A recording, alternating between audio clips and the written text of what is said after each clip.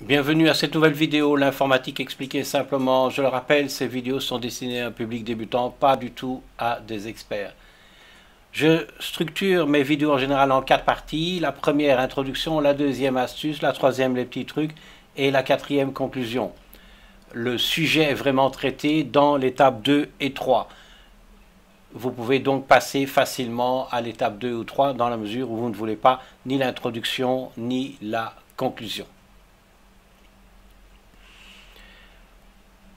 Alors, on s'attaque. Le sujet de la vidéo aujourd'hui, c'est les raccourcis vidéo YouTube. Alors, une des raisons pourquoi j'ai commencé à faire ces vidéos, parce que je me suis rendu compte que les gens n'apprenaient pas correctement en utilisant les vidéos YouTube ou en regardant mes vidéos.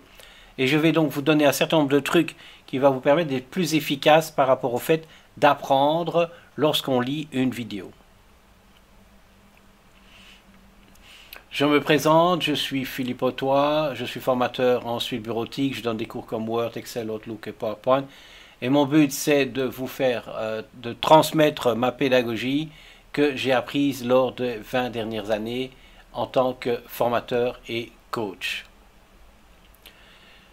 Cette série de vidéos concerne la prise de notes avec Windows. Donc le but, c'est finalement comment utiliser les outils qui sont mis à votre disposition dans un ordinateur de manière à optimiser votre méthode pour apprendre via, dans ce cas-ci par exemple, une vidéo YouTube. Il y aura donc 5 vidéos au moins, probablement que j'en ferai plus. Ici, c'est les raccourcis vidéo YouTube.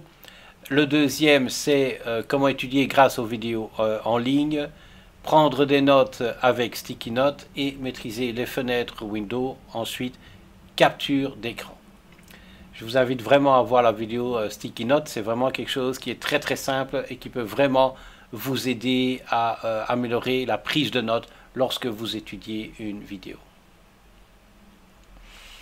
Je rappelle, si vous voulez trouver mes vidéos sur YouTube, vous allez sur YouTube, vous tapez PHH vidéo avec S et sans accent et là vous allez tomber sur mes vidéos. Une fois que vous avez trouvé ma vidéo, vous verrez que dans le bas de mes vidéos, il y a une description. Et en général, il y a plusieurs parties à la description. Le premier, c'est un quiz. Le quiz, vous pouvez le faire avant la vidéo, après la vidéo ou les deux, avant et après. Ensuite, vous avez un deuxième lien qui vous donne accès à toutes mes vidéos partagées, qui vous permet de visionner les vidéos. Je conseille évidemment de les visionner dans l'ordre. Le dernier lien, qui est un lien qui permet d'aller directement à l'étape 2. Vous voyez qu'ici, l'étape 2, c'est les astuces et les petits trucs. Si vous ne voulez pas chaque fois voir mon introduction, qui parfois est un peu longue, vous pouvez avec ce lien directement commencer à l'étape 2. Le problème, c'est que si vous cliquez dessus, la plupart du temps, ça ne fonctionne pas. Il faut donc maîtriser le copier-coller, copier le lien qui est indiqué ici, copier ce lien, le coller dans la barre d'adresse, et là la vidéo va commencer directement à l'étape 2.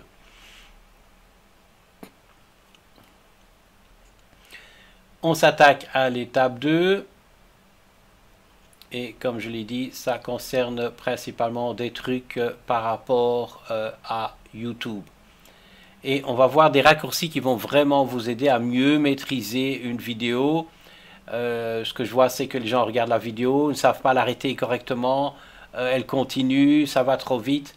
Il faut vraiment maîtriser la vidéo de manière à pouvoir retirer un maximum de l'enseignement de la vidéo. Je vais prendre ici une vidéo au hasard. Le hasard fait que c'est une de mes vidéos. J'ai coupé le son pour que vous n'entendiez pas. Et on va voir le premier raccourci qui sont les petites flèches. En bas à droite de votre clavier, normalement vous avez 4 flèches, haut, bas, gauche, droite. Attention, c'est bien sur le clavier, c'est pas sur le pavé numérique. Parfois les gens vont tout à fait à droite là où il y a les chiffres et voient également les flèches du pavé numérique. Je ne parle pas de ces flèches là.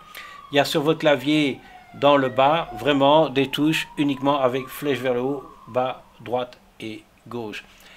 Et en fait, lorsque vous écoutez une vidéo, si vous faites la flèche direction gauche, votre vidéo va reculer de 5 secondes.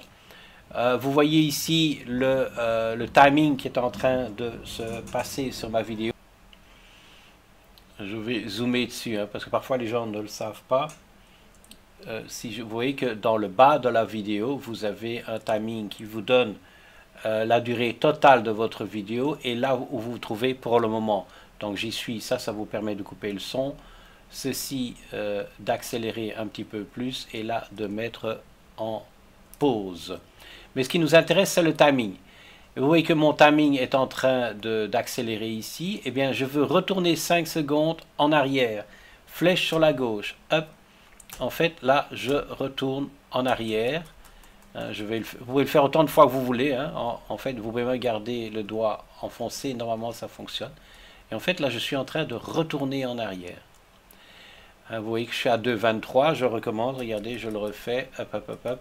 Et vous voyez que je suis passé à 2,28. Voilà, regardez, ça se voit mieux ici. Vous voyez que je suis en train de reculer. Si je fais flèche vers la droite, regardez, hop, là, je fais des bonds de 5 secondes. Donc, extrêmement pratique. Je viens de dire quelque chose, ou la personne dit quelque chose, vous n'avez pas compris, hop, flèche sur la gauche pour revenir en arrière.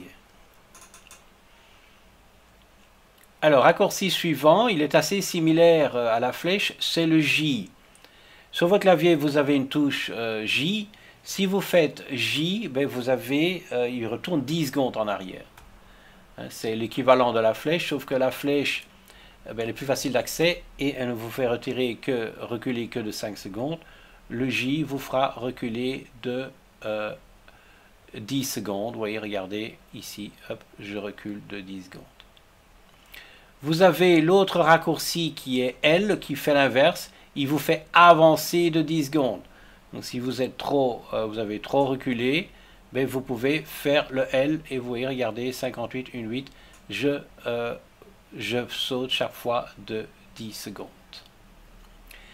La barre d'espacement, dans le bas du clavier, vous avez une barre d'espacement qui est une grande touche très longue, parce que parfois les gens ne la voient pas très bien. Donc c'est dans le bas du clavier, c'est la grande touche très longue.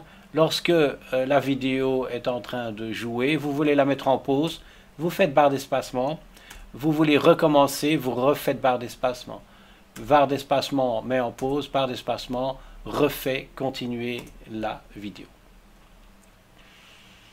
Le raccourci suivant, moins important, mais peut être intéressant, c'est, on a vu les flèches gauche-droite, et bien les flèches haut-bas vont augmenter ou diminuer le son.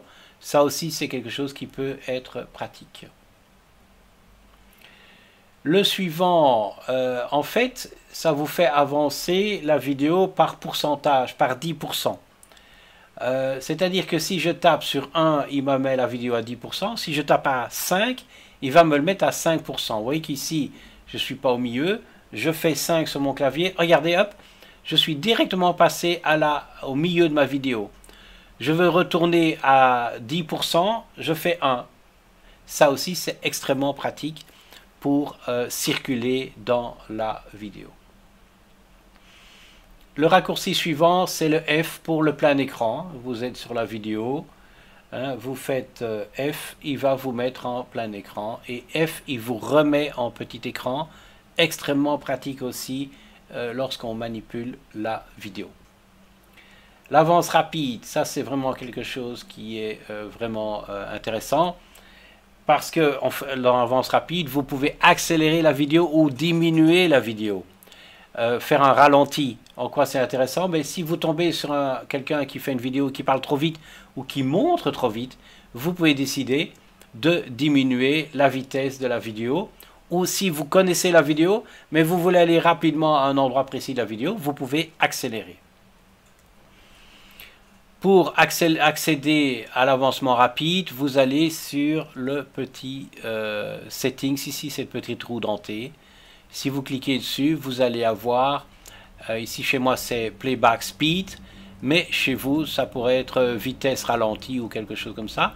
Lorsque je clique dessus, regardez, je peux soit accélérer, soit ralentir. Extrêmement pratique quand on est en train d'étudier. Je peux ralentir la vidéo ici. Et vous voyez que parfois le son ne va pas être un problème. Je vais remettre le son et relancer. Et donc en allant dans accéder à Voilà, je vais arrêter parce que c'est horrible, mais c'est quand même peut-être une méthode qui peut vous aider à aller plus doucement dans la vidéo pour apprendre à votre rythme. Voilà, ça c'était les astuces. On passe à la section 3 qui va concerner principalement les tablettes. Sur les tablettes, si vous voulez accélérer rapidement, vous faites des doubles clics. Si vous faites, enfin un double clic, un double tap avec votre doigt. Si par exemple vous tapez ici 2 fois avec votre doigt sur une tablette ou un smartphone, ça va directement accélérer la vidéo vers la fin. Et si vous faites un double tap avec votre doigt dans la partie gauche, eh bien vous allez revenir en arrière. Donc sur les tablettes et les smartphones, c'est extrêmement pratique pour faire ça. Pour ce qui est de l'avance rapide,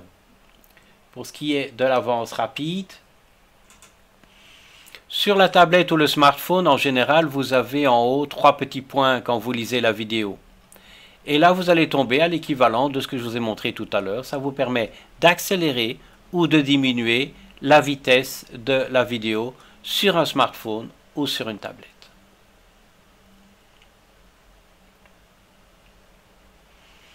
Voilà, on passe à la conclusion. Comme je l'ai dit, on est dans la partie 4, conclusion.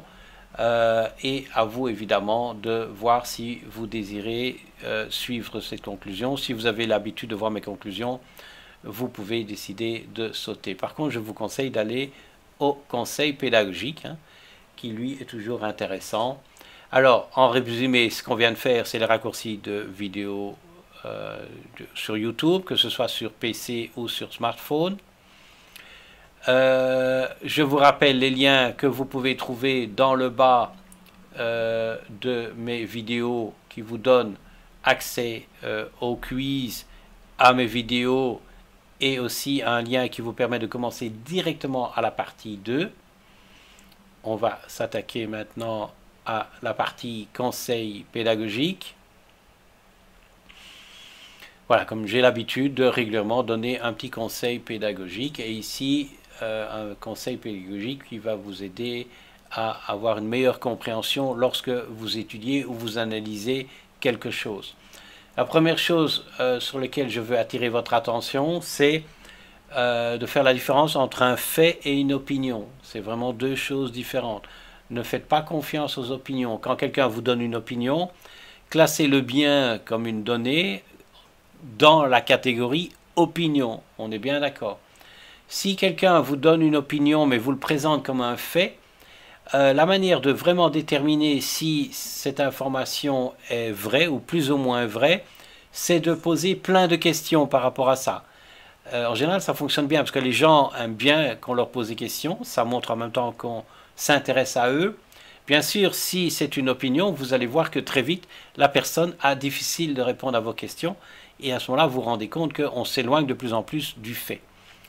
Et le type de question, c'est quand ça s'est passé, sais-tu où c'était, qui était là, qui participait, quel était le sujet, de quoi parle-t-on, qu'est-ce qui s'est passé après, les conséquences, ça se passait exactement dans quel contexte. Donc tout ça, ce sont des questions que vous devriez poser et très vite vous allez pouvoir évaluer la vérité, le degré de vérité, le degré d'intérêt par rapport à la donnée qui vous est communiquée. Faites aussi la différence entre des données qui ont été observées par vous et des données observées par les autres. Vous devriez leur donner moins de valeur. Ce qui est observé par vous a beaucoup plus de valeur que ce qui était observé par un autre. Bien sûr, il y a toujours des nuances à voir. Et ici, je vous ai mis par ordre d'importance. D'abord, vous avez une information qui est une opinion. Ensuite, vous avez une information qui est une information. Ensuite, vous avez certaines choses qui sont des données. À ce moment-là, ça devient nettement plus intéressant. Bien sûr, une donnée que vous avez pu appliquer est encore plus intéressante. Donc, sur l'échelle de valeur de la donnée, ça devient intéressant. Vous avez ce qu'on appelle des faits. Un fait, c'est vraiment quelque chose qui est passé à travers le filtre de toutes vos questions. Vous avez les règles hein, ce sont des règles que vous avez apprises et les règles que vous avez appliquées. Qui est de nouveau, ça a plus de valeur lorsque vous avez pu vérifier une règle par l'application.